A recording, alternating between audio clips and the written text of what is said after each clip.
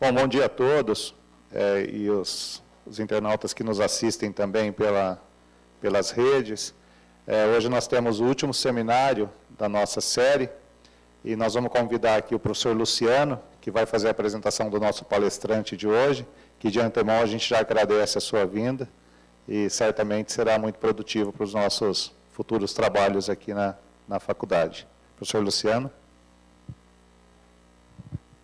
Muito obrigado, bom dia a todos, agradecer mais uma vez o professor Tiago, muito prazer que a gente recebe o senhor aqui. O currículo do professor Dr. Tiago Fernando Lourenço, doutor em biomecânica do movimento humano e esporte pela Faculdade de Educação Física da Unicamp, membro do grupo MIANE, Educação em Qualidade de Vida. Atua como professor do curso de pós-graduação em Nutrição e Metabolismo Esportivo, GAPEN. Docente da graduação do curso de Educação Física, Faculdade de Anhanguera de Campinas, Unidade 4, ministrando as disciplinas de biomecânica, bioquímica, aplicada ao exercício físico, fisiologia humana e fisiologia do exercício, e do curso de Medicina de Faculdade São Leopoldo, Mandic, Campinas, ministrando as disciplinas de bioquímica, estrutura e metabólica.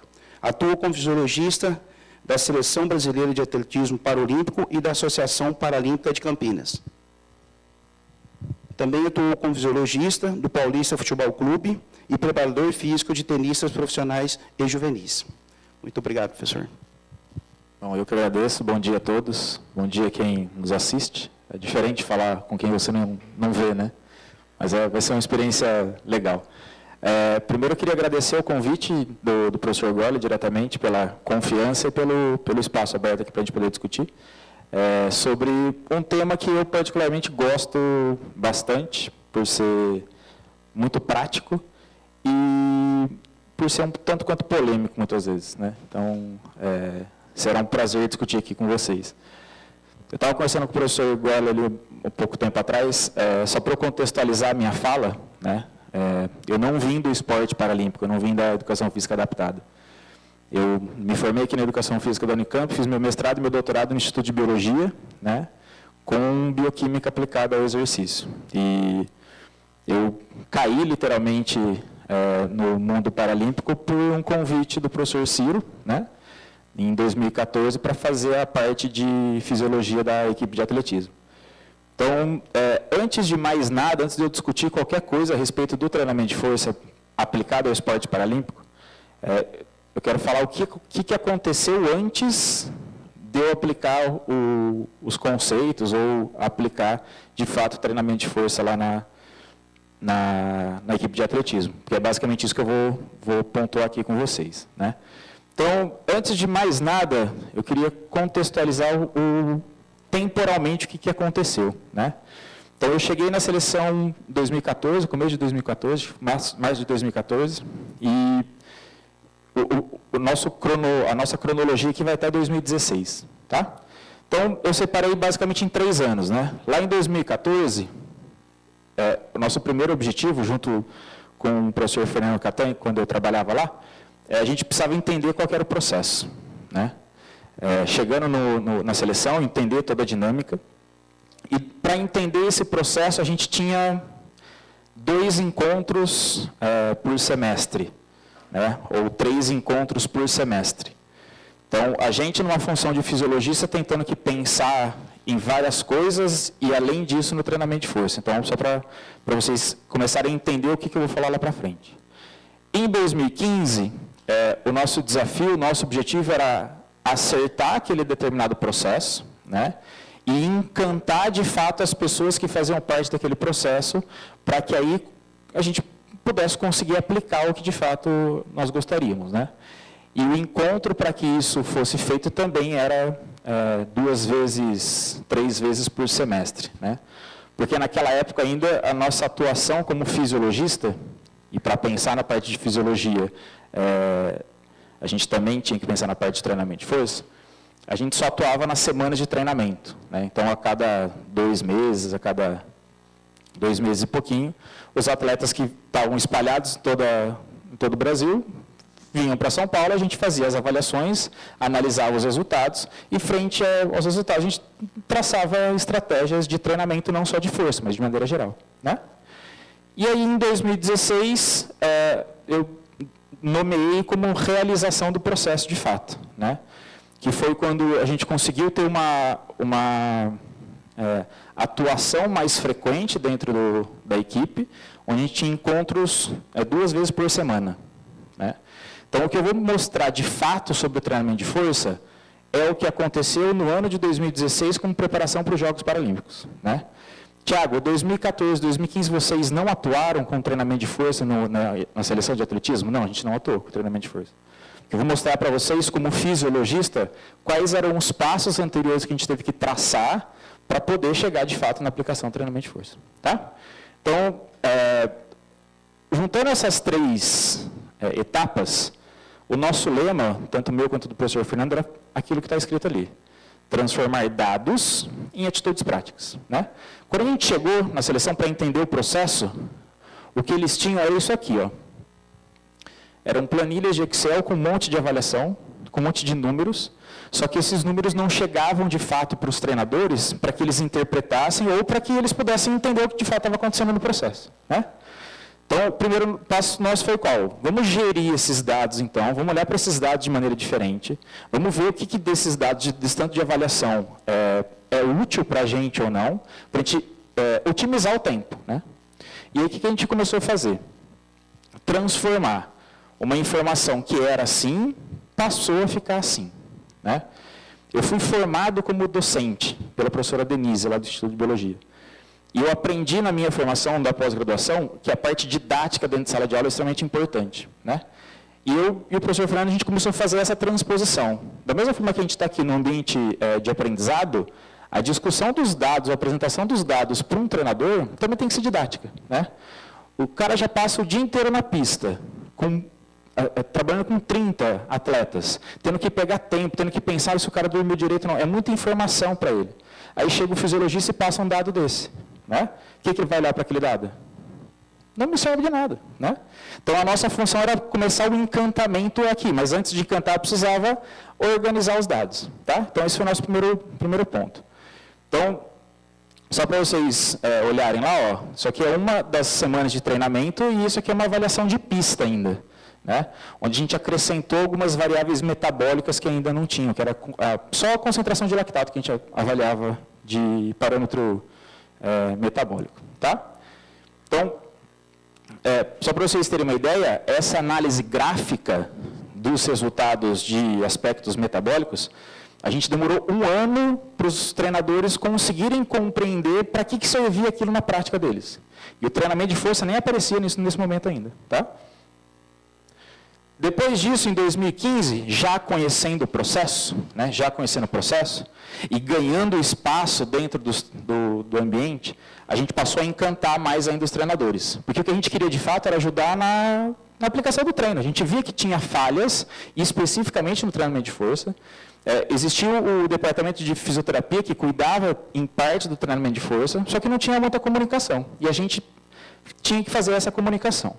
Então, o segundo passo foi encantar para acertar o processo. Então, daquela informação crua, feia, chata, sem encanto, a gente começou a fazer uma análise mais rápida, mais assertiva e mais ampla do atleta.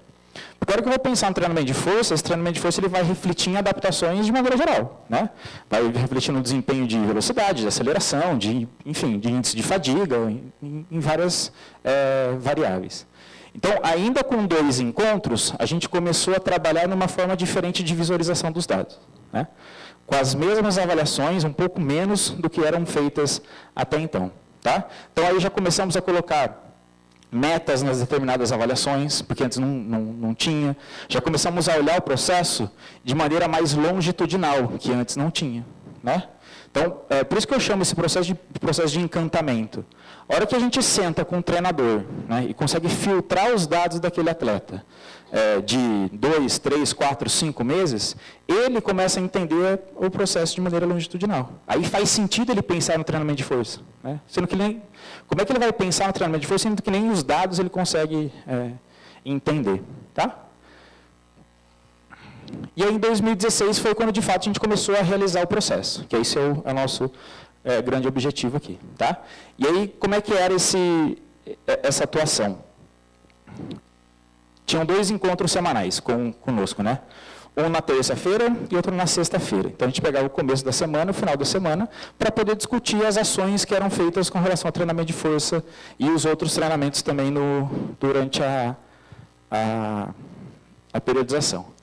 Então, aqui só um exemplo de como é que ficou toda a nossa análise de resultados. De 15 avaliações que a equipe de atletismo fazia, a gente diminuiu para 6 avaliações. E aquela planilha feia, chata, sem nenhum encanto, ela chegou no modelo, e a gente também foi adaptando isso de acordo com o passar do tempo, ela chegou a ser um relatório que era autoexplicativo para o treinador. Porque isso estava acontecendo ainda naquelas semanas de treinamento. Então, tinha treinadores que eram do norte, nordeste, do sul, e a gente enviava os relatórios e não tinha muito contato direto com eles, né? Então, a gente transformou o próprio relatório numa forma deles estudarem, deles entenderem qual que era o objetivo daquela avaliação. Tá? E aí a gente chegou no treinamento de força. Ó, todas as outras avaliações, elas estão entendíveis. Vocês conseguem entender para que serve e quais são os resultados que elas nos trazem? Sim, agora dá para entender. Então, beleza. Agora a gente vai para o treinamento de força. Como é que a gente partiu do treinamento de força? Professor, tem literatura para atleta paralímpico? Não, não tem. Ainda bem, né? Porque eu nunca tinha tido experiência de ir para os Jogos Paralímpicos. Eu comecei a trabalhar com o pessoal lá e via o que eles faziam. Eles adaptavam do jeito que dava, né? E para mim era extremamente importante porque tudo que estava acontecendo estava baseado nisso aqui, né? O que é força? Quando a gente fala de treinamento de força, o que é força? Força já foi definida séculos atrás por Newton, né? Força nada mais é do que acelerar uma determinada massa. E aí que a gente começa a pensar em metodologias de força, treinamento de força, fica uma salada na nossa cabeça e isso passa para o treinador lá na ponta, né? Ele enxerga vários métodos, ele escuta vários métodos, na hora que ele vai fazer, ele fica um tanto quanto perdido.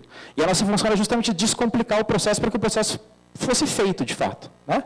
Então, a gente começou a embasar as discussões nas reuniões de terça-feira, principalmente que eram reuniões mais técnicas, com conceitos básicos fisiológicos, né? Tirar da cabeça dos treinadores aquela ansiedade, aquele medo que tinham de discutir sobre o treinamento de força. Então, esse é o nosso conceito básico, que é a teoria dos filamentos deslizantes. Todo mundo sabe o processo de contração muscular qual que é. Actina e miosina, a miosina vai acelerar a actina, ponto final, ponto acabou, né? Dentro disso, a gente passa a enxergar também um outro processo biológico, que a gente, lá na bioquímica, estuda com mais profundidade, né? Quem quiser ler esse trabalho aqui é extremamente fantástico, né, de 2013.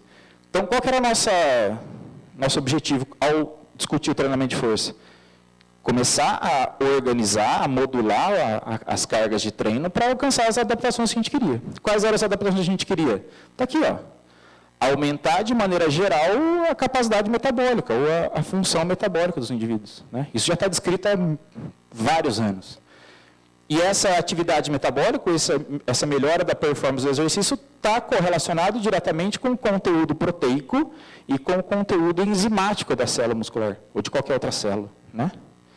E a gente vai para a biologia de novo. Para eu aumentar o conteúdo proteico, para aumentar a função enzimática, eu preciso transcrever e traduzir informações que estão lá no meu DNA.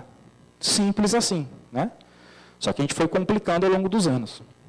Então, com esse conceito em mente, a gente voltou para a discussão básica, né? A hora que eu olho para o treinamento de força, o treinamento de potência, o próprio treinamento de resistência, o treinamento de maneira geral, porque é o sistema biológico que a gente está discutindo, eu vou conseguir ter adaptações neurais e adaptações musculares. Quando a gente olha para o treinamento de força, a gente separa de maneira didática, né? ênfases neurais, como sincronização de unidades motoras, aumento de disparo de potencial de ação, inibição pré e pós-sináptica, e todas as outras adaptações clássicas do treinamento que a gente tem.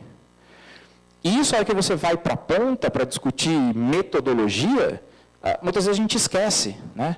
Fica pensando em nomes de métodos e esquece da discussão básica. E a gente, como fisiologista, né, nos dá essa abertura. E as adaptações musculares, aquelas clássicas, né, relacionadas à hipertrofia muscular.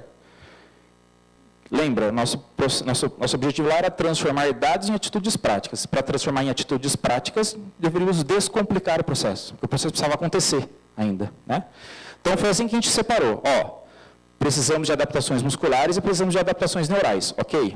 Como é que a gente vai planejar isso a longo prazo, então? Nesse momento, a gente contou com a ajuda da consultoria do Michael Johnson Performance, nessa preparação para os Jogos Olímpicos. Eu não me lembro de quanto tempo eles vinham, mas era uma vez a cada 3 meses, mais ou menos, né, Jonas? 6 meses. E aí a gente, antes da gente entrar, eles já faziam esse acompanhamento com a seleção. E a gente usou como base essa separação extremamente didática, né? O que eles preconizavam? Que para membro superior, eu vou precisar ter um exercício de empurrar e um exercício de puxar. Foi assim que eles nomeavam o processo. Exercícios para o core, né, de flexão, rotação e estabilização, e extensão, rotação e estabilização, certo? E para o membro inferior, a gente pode chamar isso aqui de extensores e esse aqui de flexores, de quadril, de joelho, de tornozelo. Mas, Thiago, simples assim? É, simples assim. Qual que é a teoria por detrás disso? Estabilização do sistema. Né? A mesma quantidade de movimentos, né, de volume e intensidade que eu dou para um determinado músculo, eu vou ter que fazer isso para o músculo que faz o movimento contrário. Para quê? Porque eu preciso desse sujeito se movimentando para frente, sempre. Não tem atleta que corre para trás. Né? Então, eu estou pensando no sujeito como um Homo sapiens, de fato. Ok? Isso lá em 2014 fazia muito sentido para a gente. Né? 2015, muito sentido para a gente. 2016, muito sentido para a gente. E aí, eu, montando a aula, fazendo os slides e tal, eu voltei para uma literatura recente, desse ano, que, apesar do nome, acho que vai confortar o coração de muita gente. Né? A importância da força muscular, considerações de treinamento. A hora que a gente pega esse trabalho, e vai lá na tabela número 2, então, que ele coloca lá, né? O potencial teórico dos métodos de treinamento de resistência para melhora da hipertrofia, força e potência. E ele separa diversos métodos. Né? E ele não está falando aqui da força muscular do sujeito que é paralímpico ou do sujeito que não é paralímpico. Ele está falando da força muscular. Ponto. Né? Se o sujeito tem algum comprometimento, não vai ter o que a gente faça para melhorar esse cara, a não ser estimular até o ponto que ele consiga responder. Né? É usar os conceitos biológicos de fato. E o que ele coloca aqui? Né? Métodos pliométricos e movimentos com peso livre para aumentar a potência. Isso a gente já sabe há muitos anos. Né? Treinamento excêntrico para aumento de resposta hipertrófica. Melhora de resposta de força. Melhora de resposta de potência. Ah, Thiago, por que o excêntrico para hipertrofia? A gente já sabe sobre o potencial lesivo que tem as ações excêntricas, e quanto mais dano eu tenho à célula muscular, maior a resposta hipertrófica que ela tem. Né? E se eu vejo que a força muscular depende da massa muscular, faz sentido isso aqui. E se eu vejo que a potência é gerar força numa determinada velocidade, quanto mais força eu tenho, mais potência eu tenho, em tese. Né? Outros 2 métodos que aparecem bastante nas 3 grandezas ali da força que a gente está discutindo são exercícios bilaterais e exercícios de resistência variável. Ou seja, o que a gente faz há muitos anos? O que, de fato, esse trabalho está mostrando. O que tem na literatura, nada muda, porque a célula muscular não evoluiu em 100 anos, continua sendo a mesma célula muscular. O nosso grande desafio é o quê? É fazer isso acontecer. E a gente, como fisiologista, tinha esse objetivo, fazer as coisas acontecerem. E aí, o que a gente usou nessa preparação para o treinamento de força? Isso eu estou falando em abril, de 2016. O principal treinador da equipe, que tinha mais contato com a gente, que era mais aberto, ele falou assim para a gente, isso era inegociável com ele. Eu tenho 6 semanas de treino. A gente, tudo bem, ok. Ele separava o treinamento dele em blocos de 6 semanas, ok. E a nossa função era fazer com que as coisas acontecessem. Eu não ia falar para ele, professor, vamos fazer 7 semanas. Professor, vamos fazer 5 semanas. Quem sou eu para mudar a crença de um sujeito que está 20, 30 anos fazendo aquilo? Vamos respeitar e vamos ajudá-lo, né? Então, o que a gente fez? Ok, professor, você tem blocos de 6 semanas. Então, vamos fazer acontecer uma periodização clássica para o treinamento de força. A gente foi buscar conceitos básicos de fisiologia e aplicar no atleta paralímpico. Então, o que a gente fez? 6 semanas, períodos de 6 semanas, onde o foco eram adaptações morfológicas, né? Então a gente pode trazer aqui o nome que é mais comum, de um bloco para aumentar a resposta hipertrófica dos atletas, né? Uma vez esse músculo hipertrofiado, a gente pensava em 6 semanas, né, em treinamento de força, ou seja, minha célula muscular está mais forte, mais volumosa, desculpa. Agora eu vou fazer essa célula contrair de maneira mais organizada, mais coordenada. E aí a gente usava mais 2 ou 3 semanas para fazer a transferência para os ganhos de potência, né?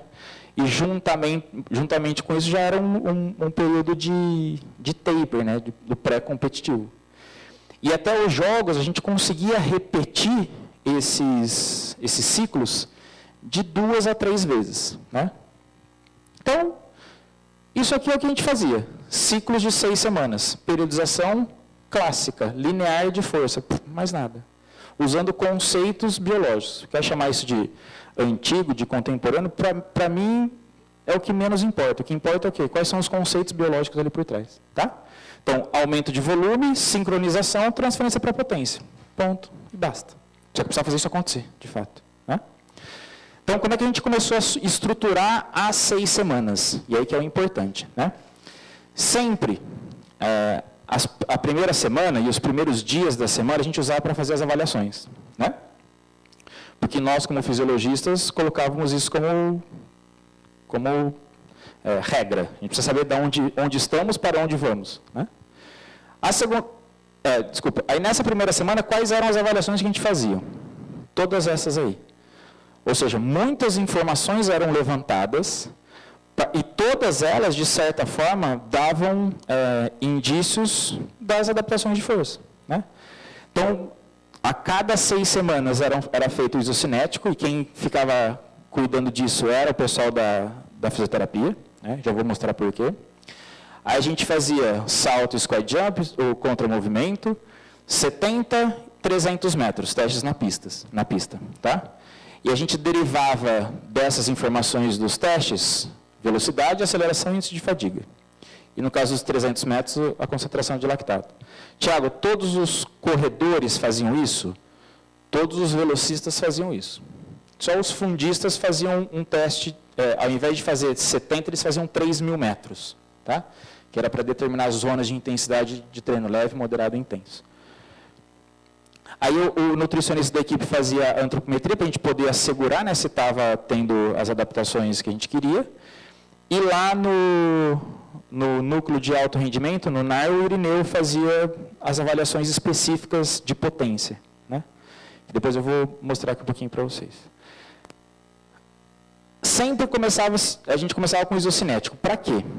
Como o pessoal lá do Michael Johnson sugeriu para trabalhar exercícios da parte anterior e da parte posterior, a nossa preocupação era sempre em evitar lesão. Né? E o pessoal da fisioterapia cuidava desse equilíbrio muscular muito de perto. Né? Então, eles faziam o isocinético bilateralmente, obviamente, né, para extensão e flexão de joelho. E era considerado que diferenças bilaterais de 15% e do mesmo lado, né, olhando anterior e posterior, de até 60%, o risco de lesão era minimizado. Isso era uma ferramenta que o pessoal da fisioterapia utilizava, e a gente, pensando no treinamento de força, a gente levava em consideração. Né?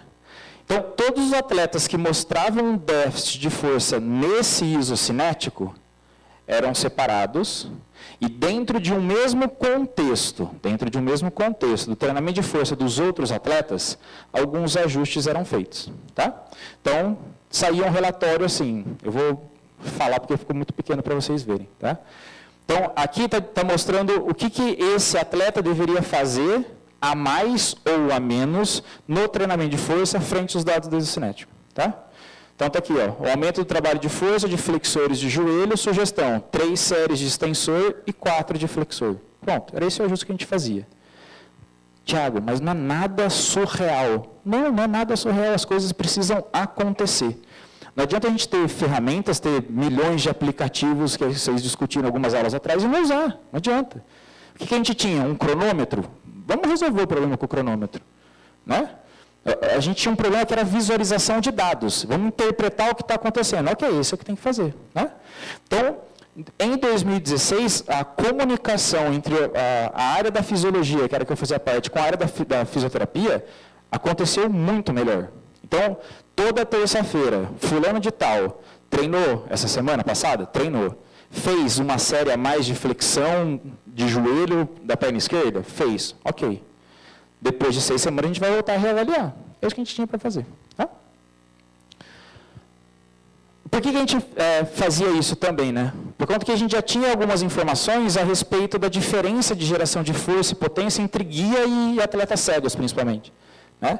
Então, frente a esses resultados, a gente monitorava e controlava treino também dos guias. Né? E a nossa preocupação era maior com os guias do que com o atleta cego, muitas vezes. Né? Porque ele tinha uma tendência de lesionar muito mais, porque o volume de treino dele era maior. Né? Então, por isso que a gente fazia esse acompanhamento.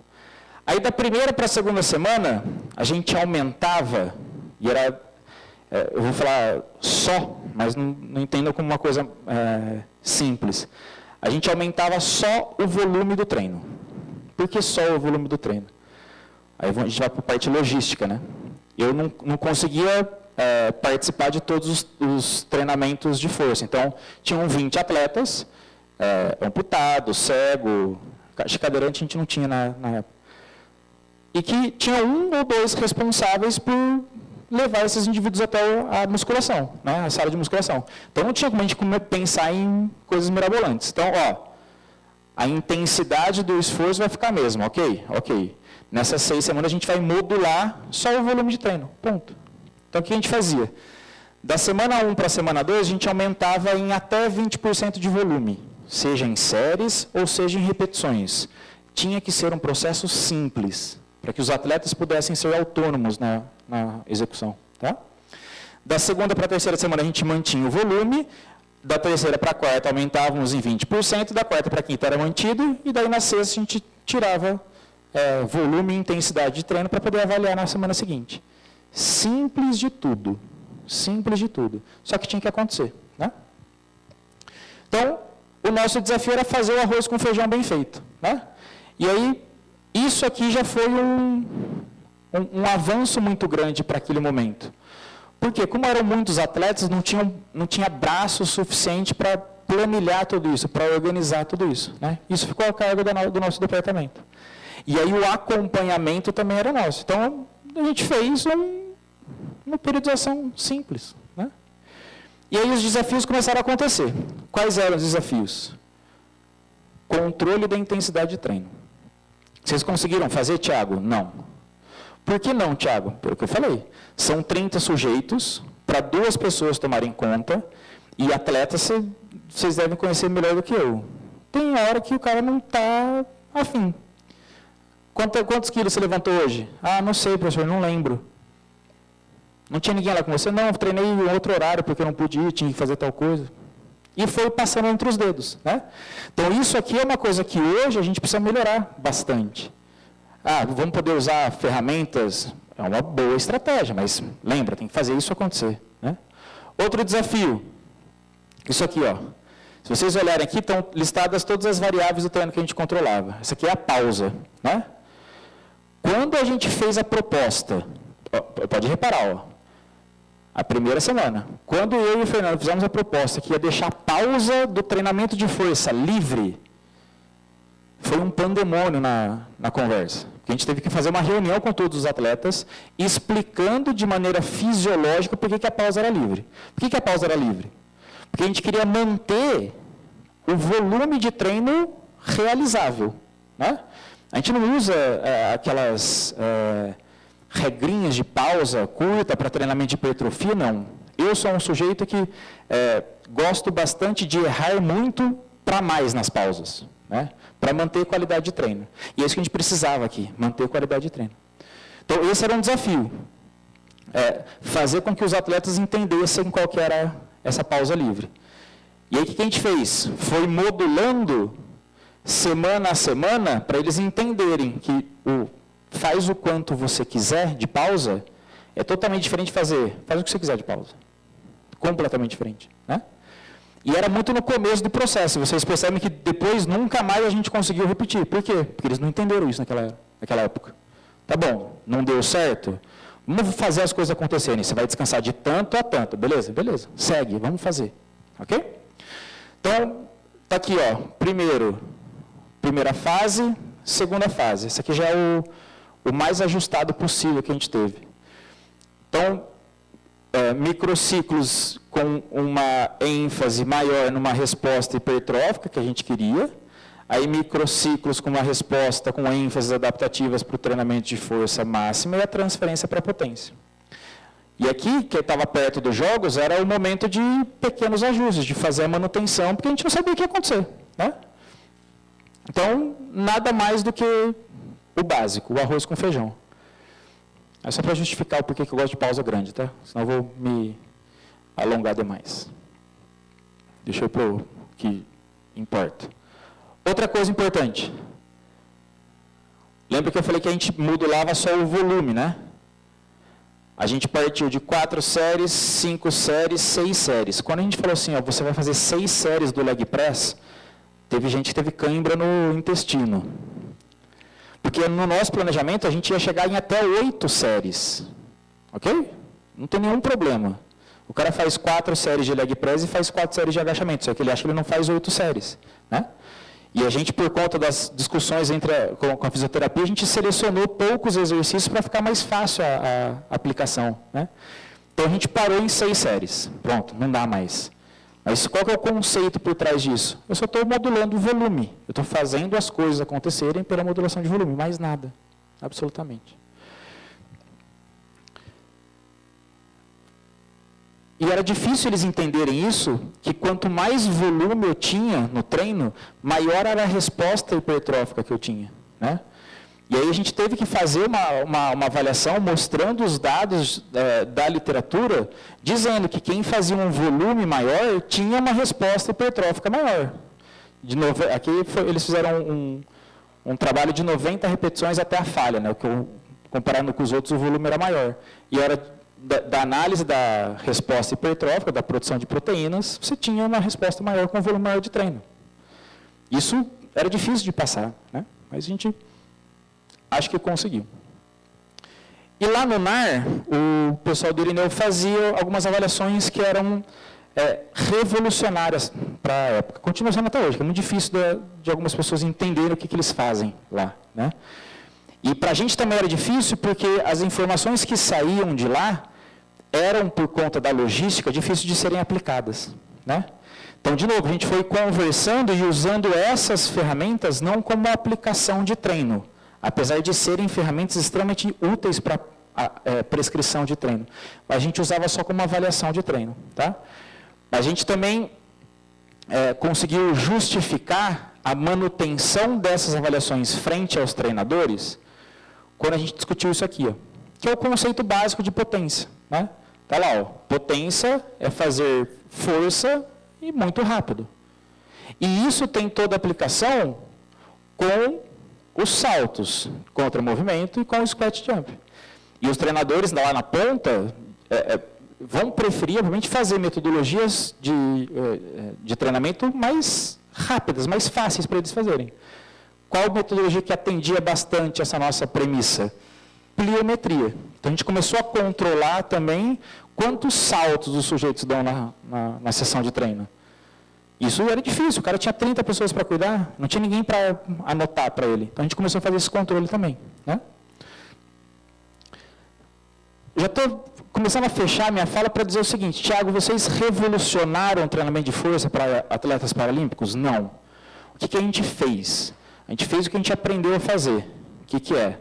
Periodizar, que é controlar, que é prescrever. E que é o quê? Eu estudei um pouco de gestão algum tempo atrás, a hora que eu estudei isso aqui, eu falei assim, caramba, como ninguém falou disso para a gente na graduação, né? Que é uma ferramenta da administração, que é o tal do PDCA, né? Que é o planejamento, a execução, a avaliação e a ação. É isso que a gente faz. A periodização serve para isso. Só que às vezes a gente coloca alguns conceitos do esporte que atrapalham a nossa atuação. Então, se for resumir a minha fala, né, sobre o treinamento de força para atletas paralímpicos, está aqui, é o PDCA. É planejar o básico, é realizar o básico, é controlar o básico. Deu resultado, a gente começa a pensar em fazer coisas diferentes. Né? E vocês, a gente trocou alguns e-mails, e não tem na literatura trabalho de força para atletas paralímpicos. Mas qual que é a diferença? Nenhuma. Acho que é mais desafiador do ponto de vista de ter N para gerar ciência do que, de fato, para executar. Né? Acho que por isso que não tem muitos resultados. Porque a gente tem 2, 3 atletas cegos, depois você tem mais 4, 5. Aí você manda para a revista, o cara nega porque o N é baixo. Só que ele não sabe qual que é a dificuldade de ter um grupo de 18 cegos na mesma classe. Não dá. Né? Mas só para mostrar para vocês que o que a gente fez foi aplicar os conceitos básicos. Tá? E, por fim, para eu já caminhar para o encerramento, todo esse conceito que a gente usou para fazer o treinamento de força chegou no momento dos jogos. Né? O que aconteceu durante os jogos? A gente estava naquele momento de manutenção para poder competição, para poder ir para a competição. A gente fez um controle que levava em consideração aspectos neuromusculares, né? Então a gente controlava o salto, squat jump, o contramovimento, a gente usava dados de sangue, que era o controle da creatina quinase, apesar de não ser o do melhor dos melhores, é o que tem. É o que tem para hoje, vamos usar e vamos ter discernimento na interpretação dos dados. A gente fazia a avaliação do peso corporal, a gente fazia uma análise resumida de fatores psicológicos. A hora que eu falo disso aqui, tem gente que se coça, né? Dá cãibra também no intestino delgado, talvez, nesse momento. Mas, eu vou só explicar para vocês como é que era a dinâmica disso aqui. A gente tinha que controlar, não eram mais 30, aí eram 60 atletas, né? 2 semanas antes dos jogos. Todo mundo naquela tensão pré-jogos. E esse controle era feito 3 vezes por semana, e começava às 5h30 da manhã e terminava às 8 da manhã. Sendo que às 8 já tinha atletas que tinham passado com a gente às 6 da manhã, começando o treino. Iria fazer treinamento de força. Só que se ele fosse fazer treinamento de força, estava prestes a se machucar. Né? Então, só para vocês entenderem a dinâmica, a gente separou em 4 grupos e tinha meia hora para fazer a avaliação para esses 4 grupos. E o que mais demorava era a análise da creatina quinase. Então, o atleta passava, tinha um de nós lá, isso a gente estava em 6, eu acho, um de nós fazia a coleta da CK. Né? Para quê? Para fechar todo esse diagnóstico aqui. Um diagnóstico simples, não tão rápido, mas era eficiente. Por que era eficiente? Assim que saíam os resultados, quem ficava no hotel fazendo análise, gerava o relatório e enviava pelo grupo do WhatsApp para todos os treinadores do atletismo. Tinha atleta que não estava com o treinador lá, mas o treinador dele recebia a informação e ele poderia se comunicar com o treinador da seleção que estava lá e aí fazer o ajuste do treinamento. Né? Então, eu conto isso porque o treinamento de força não foi o foco, ele foi parte do processo. E uma parte importante do processo, porque durante o processo, a gente acredita que esse controle apareceu de fato os resultados. Né? Então, só para terminar a minha fala, eu trago essa notícia do próprio portal do CPB e colocando lá em cima que a modalidade que a gente estava participando foi a que mais conseguiu trazer medalhas e foi, comparado à edição anterior, um número significativo de medalhas a mais. Foi só esse trabalho? Obviamente que não, mas eu tenho plena certeza que a gente fez parte desse sucesso e o treinamento de força foi uma peça. E uma peça sendo aplicada baseado em conceitos básicos. Porque na literatura não tem nada a respeito sobre treinamento de força para atletas paralímpicos. Certo? Era essa mensagem simples, rápida e objetiva que eu queria passar. Talvez, acho que para a discussão do grupo, professor, faz todo sentido, porque abre a possibilidade de a gente poder criar coisas, né? Cientificamente falando. Porque, praticamente falando, as coisas já estão consolidadas nos atletas olímpicos, vamos pensar assim. É só fazer as devidas adequações para o atleta paralímpico. De exemplo prático, por exemplo, a gente tem lá o Johansson, que ele não tem as duas mãos. E aí, como é que ele faz treinamento de força? Ele criou uma prótese que ele amarra, encaixa o halter e faz o treinamento de força. Aí, eu acho que a gente, brasileiro, tem a grande sacada, que é adaptar a situações adversas. Isso a gente faz para tudo hoje em dia. Para o treinamento de força, vai ser a mesma coisa. Só que do ponto de vista fisiológico, a resposta vai ser a mesma, neuromuscular. É assim que a gente pensou nesse processo e assim que eu continuo a pensar até alguma coisa mudar e me fazer crer diferente. Certo? Obrigado, agradeço de novo o espaço e acho que agora fica aberto a perguntas, professor. Muito bom, muito bom. Menos é mais, né? Alguma pergunta da sala? Então vamos lá, Luciano. Professor, a gente vê que é toda uma organização, como você mesmo disse, né? O que foi mais assim difícil? Trabalhar com os atletas, a conscientização deles ali, nessa mudança, que foi uma coisa completamente organizada, né? Ou os próprios treinadores? Pode empatar? Pode. Pode empatar, acho que empata. Talvez os atletas tenham sido mais difícil, porque eram mais, né? Era o maior número. E o treinador, você tem, querendo que você tem um contato mais próximo, então você consegue ter mais tempo para tentar mostrar a forma com que você pensa. E fica a critério dele acreditar no que você diz ou não, né? O que a gente tentou fazer era comprovar, sem impor, que a forma como a gente pensava poderia ajudá-lo de alguma forma. Agora, os atletas é de fato mais difícil, porque tem atletas que têm experiência muito maior do que você, têm muito mais idade do que você, e às vezes eles acham que sabem mais do que você, né? Sim. E a gente tentou fazer, acho que uns 4 encontros, para poder, com todos eles, mostrando a importância desse teste. Então, o processo foi mais árduo para os atletas, por conta que eles eram mais, né? Em maior número. E acaba um influenciando o outro. Os treinadores eram 5 ou 6, então você consegue ir construindo mais a longo prazo. Imagina.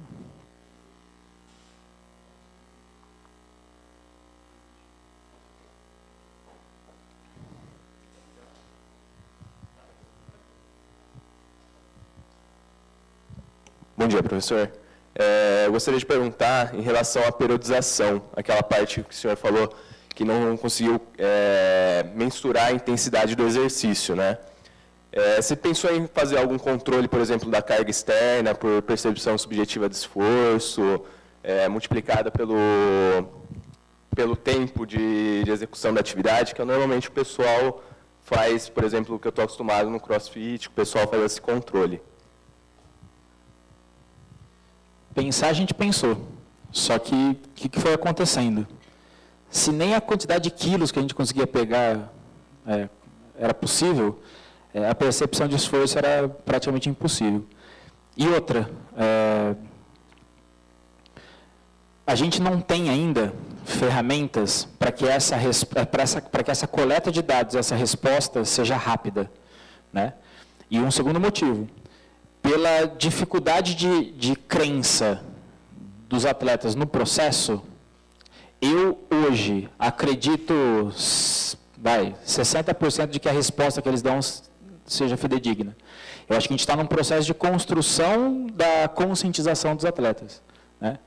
E o cara sabe, né? Se ele falar que a percepção está alta, eu vou tirar treino. Então, você fica naquela, entendeu? Por isso que a gente queria dados mais objetivos. Hoje a gente já tem uma dinâmica de avaliação completamente diferente. Tem percepção de esforço? Tem, hoje tem. Só que a gente tem dados muito mais reais. Por exemplo, a gente usa muito mais a resposta de variabilidade das avaliações de testes simples, como squat e contra, do que percepção de esforço. A gente usa bastante o erro típico, a gente criou o erro típico do grupo. E aí foi nesse sentido que a gente caminhava. Nesse relatório que a gente passou, principalmente nas semanas de aclimatação, o atleta não recebia. A gente só se comunicava com o treinador. E era o treinador quem tomava a decisão, se tira ou se não tira, né? Então, foi essa a nossa atuação lá. Mas é uma ferramenta que eu acho extremamente válida, quando dá para aplicar, né? Professor, é um prazer voltar a ouvir você dar uma palestra, dar um seminário para nós. Eu gostaria de perguntar a respeito, depois do trabalho feito, 2017, 2018, o que aconteceu, se você está lá ainda com esse trabalho de força, como que está agora? 2016 a gente ficou, eu e o Fernando, até o final do ano. Aí, 2017 a gente não continuou e eu voltei semana passada, né? Semana retrasada. Voltei para o CPB na semana retrasada. Aí eu estou ainda me ambientalizando para ver quais são os processos, mas muita coisa do que a gente fez permaneceu. Algumas coisas acabaram se perdendo porque não tinha braço, né? E agora a nossa missão é essa, fazer isso aqui maior e melhor para todo o Centro Paralímpico. Então já tem uns trabalhos que eu fiz no feriado quando não tinha gasolina, né? Então deu para agilizar bastante coisa. Ô, Tiago, tem uma questão de fora aqui, no WhatsApp, que ele pergunta sobre paralisia cerebral, a questão do trabalho de força, em relação à perca de força do lado, por exemplo, como um hemiplégico, que é a questão, muitas vezes, do pessoal que joga futebol de 7. Se tem alguma indicação? Eu vou falar do atletismo, tá? Especificamente. Por atletismo, a gente acreditava que o trabalho bilateral, ele era mais indicado para que o próprio atleta se ajustasse frente às necessidades ou às adversidades dele, né? E já tem alguns trabalhos mostrando que se você excluir o lado bom, trabalhar só o lado que tem a paralisia, você tem melhoras da geração de força. Só que a gente acreditava que como o sujeito corre, como o sujeito salta, ele precisa se adaptar àquela adversidade. Então, a gente trabalhava sempre de maneira bilateral. Eu costumo dizer o seguinte, e depois que eu fui para os Jogos, ficou muito mais claro para mim. A diferença do atleta olímpico para o paralímpico é a deficiência. E a gente tem que respeitar a deficiência e trabalhar daquela condição. Então, foi essa linha de raciocínio que a gente fez na época para o atletismo, especificamente. Isso é um desafio que eu vou ter, provavelmente, a partir de agora, porque eu vou começar a rodar em outras modalidades. Um dos desafios já está na avaliação do pessoal da botia. E aí a gente vai ter que pensar em alguma forma. Para a gente poder entender, os processos avaliativos, hoje, eles estão cada vez mais específicos para a modalidade, né? Então, essa discussão é uma discussão que a gente vai começar a fazer lá no CT a partir de agora. Ou essa discussão já existe e eu que não estou inteirado disso. Estou falando por mim, né? Eu vou ter que me inteirar disso. Sim. Mais alguma questão da sala? Se não tiver, então a gente encerra aqui. Agradece ao professor Tiago pela disponibilidade. Eu que agradeço, professor. Pelo conhecimento. Eu acho que é uma área que a gente tem muito para avançar ainda. Sem em dúvidas. termos de pesquisa. Claro que a nossa limitação e a nossa deficiência os aspectos da deficiência, né, que tem que ser estudado, não só da paralisia, como da lesão da medula, como um paraplégico, um tetraplégico, entre outras, mas que, de certa forma, é um campo de pesquisa também para a gente poder atuar, né? Então, fica de novo nosso agradecimento e espero contar com você em mais palestras aqui do Sempre que precisar, estou à disposição. de discussões. Sempre um Então, prazer voltar a casa, né, professor? Obrigado, viu, gente?